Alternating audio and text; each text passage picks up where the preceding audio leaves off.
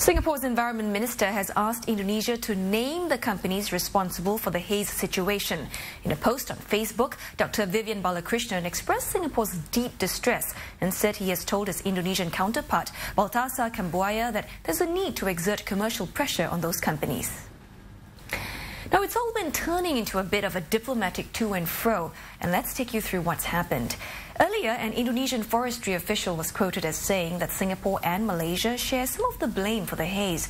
That's because their palm oil companies, which have invested in Indonesia, also use the slash and burn method of clearing land. He suggested that these foreign companies pay more attention to what's happening on the ground.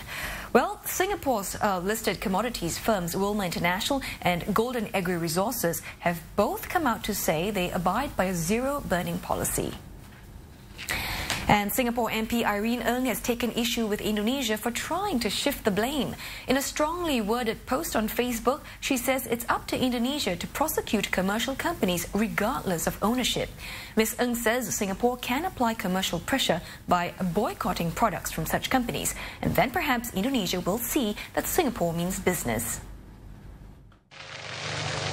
Forest fires from illegal slash and burn clearance for plantations in Indonesia continue to choke the skies of several countries in the region.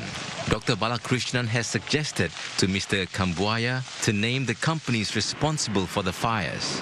Singapore is also waiting for Indonesia to publish the concession maps. Such maps combined with satellite photos would enable authorities to pinpoint the errant companies.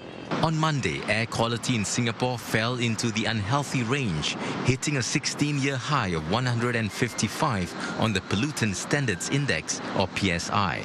Some respite came on Tuesday afternoon when the PSI eased back into the moderate range. But few are holding their breath for the haze to go away anytime soon. And I'm more concerned about the kids and more towards the elderly. And I guess I don't think it's going to leave us anytime soon, maybe a week or so. Because I have allergic rhinitis, so I've been coughing quite a lot nowadays. I close my window and I stay in the aircon whole day and not comfortable with this. As the hazy conditions linger on, the Singapore Labour Movement has urged employers to follow the Manpower Ministry's haze guidelines to ensure the health and safety of workers remain their top priority. And Prime Minister Lee Hsien Loong has shared this photo on Facebook. It shows a view from the Istana, and he says the city is barely visible.